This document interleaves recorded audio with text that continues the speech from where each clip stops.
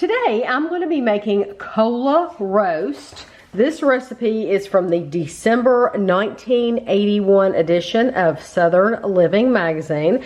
I'm going to go over the ingredients right now. The first bowl has 3 things in it. This is 1 teaspoon salt, half a teaspoon pepper, and half teaspoon of garlic salt. And I keep everything laying out so you can see what brand and all that if you're curious. This roast is a 4-pound roast. And then you need 1 10-ounce bottle of a cola flavored beverage. So this is a 12-ounce can. So I measured it out to 10 ounces, and this just regular. That's actually a Whole Foods cola because it was only like 65 cents or something there. You need the whole bottle, a whole 12-ounce bottle of, I'm using Heinz brand chili sauce, but I know Great Value, Walmart has a brand. Worcestershire sauce, you need 2 tablespoons, and then you need 2 tablespoons of hot sauce. We're using the Frank's Red Hot just because that's what we keep in the house. So I have my crock pot here. I have my crock pot cooked on high. Anytime I'm going to make a roast, I cook it on high. And this is the salt and pepper and garlic salt. And I'm just gonna rub this into my roast. And the roast, as it cooks in the crock pot, it creates its own juices. So this is gonna be, it'll get evenly dispersed, trust me. Okay, so I'm gonna go ahead and put that in the crock pot. So now take your remaining ingredients, which is the Coke. Fizzy. And I'm gonna skip the chili sauce for a second and come back to it because I think it'll take me a minute to get it all out of that bottle. But that was the Worcestershire sauce and the hot sauce. And then lastly, I'm gonna put this whole bottle in here. And this is going to cook. Normally a roast of this size takes 3 to 4 hours, usually about 4 hours to cook. So I'll come in here probably after about 2 hours, and I will flip it over and then go the rest of the other 2 hours. But I'll let you see what it looks like after 2 hours. It has been 2 hours exactly, and I have not touched this. You'll see that nothing has moved on here. So I'm just going to take a fork. This smells like ketchup. It literally smells like ketchup. So I am just going to flip it all over, and you can see it's still very, very pink. And I'm going to leave it for another 2 hours. Okay, it has been another hour and 40 minutes, so not quite another 2 hours, but this is ready to eat. And you can see it's it made its own juices, plus it's in all the juice that we put in there. So I've got a big fork, and I'm just gonna stab it. Stab it.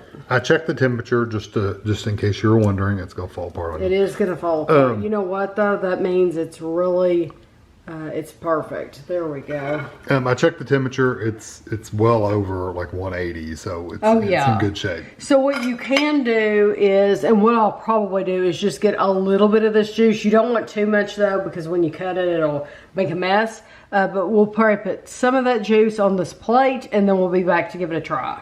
So this recipe was, you could tell it's around Christmas time. Yeah, December 1981, because it says Merry Christmas in this ad over here. This recipe, it's called Cola Roast, and it was submitted by Mrs.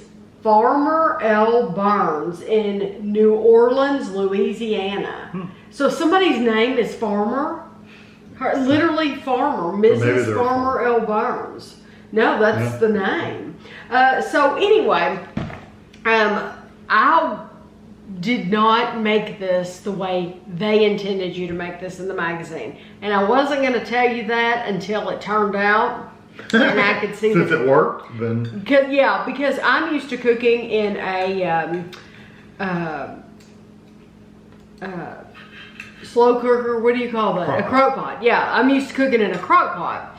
Well, their instructions, they want you to use a Dutch oven, which a Dutch oven is just like a big heavy pot, and they want you to bake it. So what they want you to do is they actually tell you to use 3 tablespoons of vegetable oil, put it in a pot. They want you to sear it and drain off any juice, and then they want you to take all the stuff that I did and put it into the Dutch oven, and then put it in the oven and bake it at 3, where does it say? Of course I put it back there. Bake it at 325 for 3 hours or until tender.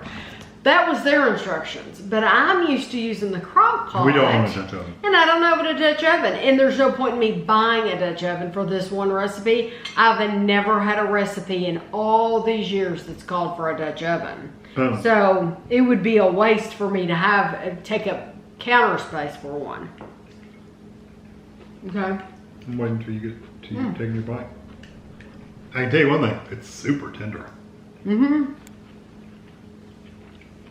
All my roasts are like this though, whether you add all those cans and bottles or not, the roast will make its own juice.